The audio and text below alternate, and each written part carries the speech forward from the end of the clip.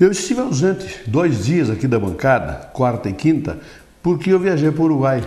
Uma turma lá do Grêmio, nós viajamos para assistir o jogo lá em Montevidéu, mas algumas coisas, depois de tempos que eu não ia para lá, me chamaram a atenção. Nós sabemos como funcionam as coisas aqui, na nossa terra.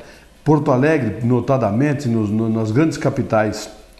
Os bandidos, os vândalos, predadores, roubam tampa de esgoto, placas de monumentos, roubam monumentos inteiros para vender o metal ou o bronze. Quer dizer, nós aceitamos pacificamente essa bandidagem, esses canalhas que infestam a sociedade, tranquilamente, como se nada fosse conosco. Não vi um monumento danificado em Montevidéu. E eles têm monumentos lá, muitos monumentos, principalmente a seu herói Artigas, um dos libertadores da América. Aliás, tem pouca gente que sabe que a Copa Libertadores da América, o nome dela vem justamente de Artigas, de Uribe, esses libertadores, heróis, né, argentinos da nossa América do Sul. Pichações. Não vi nenhuma pichação em Montevidéu também. Ou seja, esse tipo de bandido, esse tipo de vândalo, de predador, esses porcos imundos que infestam a nossa sociedade aqui, são poucos, mas muito imundos e infestam a tudo. Estou começando aqui em Bento, hein? Ou nós tomamos providência, logo denunciando esses bandidos, ou eles vão deixar Bento emporcalhada. Como está Porto Alegre, como está São Paulo, como tem outras cidades. Então aí agora, fazendo isso, nós temos que denunciá-los. Ou seja, Uruguai limpo de pichações, monumentos, o máximo que tem lá é a sujeirinha de pomba, que lá tem muita pomba, né? Sujeirinha de pomba em cima dos monumentos que são limpados com frequência. Mas enfim, gostei, depois de tanto tempo que eu não ia lá para as bandas do Uruguai. Mas gostei muito mais de ver que os porcos imundos são criados em chiqueiros e são limpos sistematicamente. Ao contrário daqui no Brasil, onde os porcos picham o chaminé do gasômetro, picham os prédios aí no centro de Bento, enfim. Lá eles são tratados como são realmente, porcos. Talvez por isso que eles fiquem no seu devido lugar.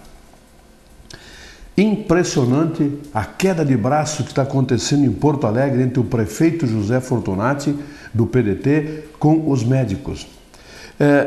Nós sabemos que a saúde é um problema no país inteiro, né? Temos dificuldades imensas e, de repente, surge uma forma de se remunerar melhor os médicos. Eu acho um absurdo o pouco que ganha um médico pelo que ele faz. Bom, se comparar com políticos, então, aí é melhor ser político do que ser médico, né?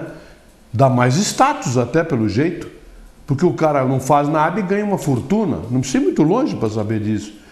Descobrir uma maneira legal de remunerar melhor os médicos, sem criar um ônus eterno para a sociedade. Porque um funcionário público, e como nós temos funcionários públicos, faz nada futebol clube. Aqui em Bento, por exemplo, eu costumo dizer que tem 300, ou exagerando, 500 funcionários que carregam toda a prefeitura nas costas. Os demais são funcionários públicos. Então, por que concurso público para contratar um funcionário que não vai exercer aquelas funções como manda o figurino, com a responsabilidade que o cargo exige? Coloca uma fundação, tem 13º, férias, etc., todos os seus direitos trabalhistas preservados, e tem o maior direito trabalhista preservado. Ele é remunerado de acordo com a sua competência, não pelo seu cargo. Cargos iguais dentro do funcionalismo público recebem igual, mesmo que um não faça nada e o outro faça tudo, como acontece normalmente. Então, o que está acontecendo?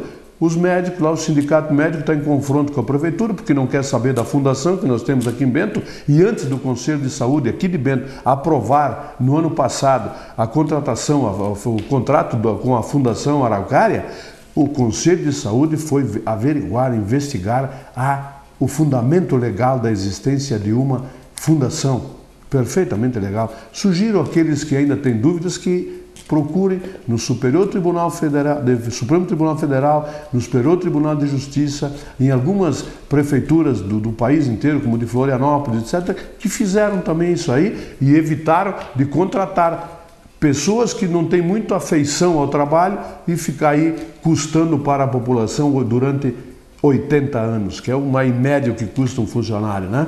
Enfim, não sei quem vai vencer essa queda de braço lá em Porto Alegre, mas de uma coisa a gente sabe, quem perde, como sempre, a população. A boa notícia que nós recebemos do presidente da Movergs, o Ivo Cansan, é o crescimento considerável da indústria moveleira gaúcha, principalmente aqui da nossa região, né, o Bento Gonçalves. Um crescimento considerável, mesmo com todos os percalços do dólar, da exportação, aquela coisa toda. É normal os exportadores se queixarem da taxa cambial. Só que o governo não pode fazer nada para impedir isso. Obviamente não pode, seria interferir no mercado. Se interfere no mercado, eles se queixam porque interferiu. Se não interfere, eles querem que interfira. Então é difícil, né, administrar. Mas está de parabéns, sim, a indústria moveleira pelo seu crescimento. Obviamente, se a exportação é o problema, o crescimento foi no mercado interno, graças a uma economia em crescimento, como está a economia brasileira. Trânsito. Mudanças no trânsito de Bento Gonçalves vão acontecer aqui na Avenida São Roque, a começar por aquele trevo que foi colocado em cima da viação férrea, que muita gente gosta de entender aquela ali, mas, né? Mas enfim, agora a rotatória vai ser uma rotatória, ou seja, a preferência é de quem está nela, não mais de quem vem ou vai seguindo reto, né? Quem está na rotatória terá a preferência, haverá mudanças consideráveis lá dentro, nos acessos à Avenida São Roque, é bom os motoristas estarem atentos. E vou insistir mais uma vez, Rua General Osório com a Marechal Floriano. Precisa ter agente de trânsito multando ali, porque aquilo ali é uma terra de ninguém, é um abuso. Eu fico impressionado com a total falta de respeito. A impressão que se tem é que alguns motoristas acham que eles só têm direitos, só direitos deles. Os outros que se danem. Março vem aí. Eu quero ver o que vai acontecer se não tomarmos alguma providência lá. Não estou falando em mudar nada, eu estou falando só, e não só, a mim. Eu estou falando, chegam a mim reclamações de todos os lados, justamente por falta de fiscalização. E quando digo fiscalização, é caneta e talão de multa. É a única forma que alguns entendem a lei de trânsito brasileira. Eu conversava, como faço parte agora da diretoria da Grêmio Empreendimentos, aquela empresa que fiscaliza a construção da Arena do Grêmio, conversava com um dirigente deles, Eduardo, e ele me dizia da preocupação que ele tem com a mão de obra. Precisam algo em torno de 3 mil funcionários para construir a arena. Conseguiram contratar 300. Faltam mais 2.700. Tem que trazer do resto lá do centro do país, esperar que termine uma obra para trazer pessoas, etc. Tal. Falta mão de obra para a construção civil. Óbvio, está uma explosão na construção civil. Nós temos vários estádios sendo construídos. Tem o Beira-Rio sendo reformado, ou seja, precisa de mão de obra para a construção civil. Mulheres estão sendo contratadas, enfim, a indústria da construção está tentando resolver, mas que está difícil, está. Por isso é que o desemprego atingiu aquela faixa mais baixa desde que é medido o desemprego no país. Falta mão de obra. Mesmo não qualificada, falta mão de obra. Que coisa impressionante. Não pensei que nós íamos viver o suficiente para ver isso. Enfim, fim de semana tem futebol, tem Grenal.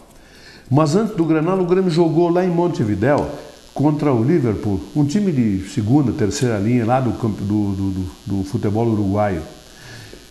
A impressão que se teve foi que deram um mandrake no Grêmio no segundo tempo. O Grêmio parou. Acho que chutou uma bola em gol em todo o segundo tempo, aquela na trave lá e tal.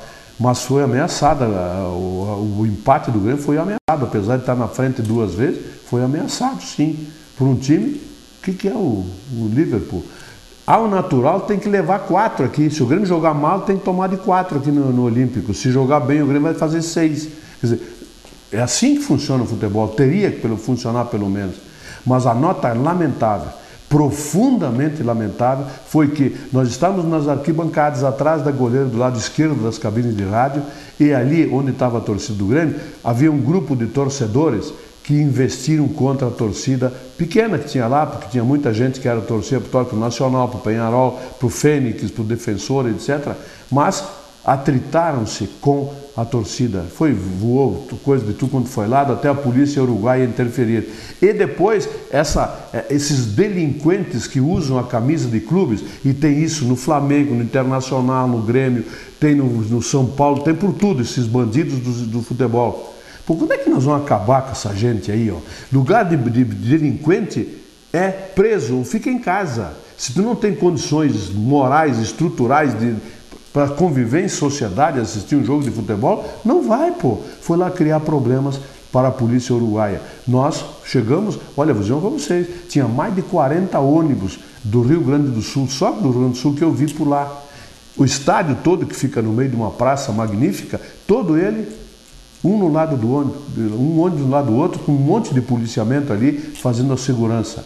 Um dos ônibus que chegou lá da torcida do Grêmio, de uma das torcidas, em cima do ônibus eles chegaram lá, fazendo surf, sabe, surf em cima do ônibus, devia ter uns 8 ou 10 em cima de bandeira, fazendo festa em cima do ônibus, outros praticamente fora da janela pendurados.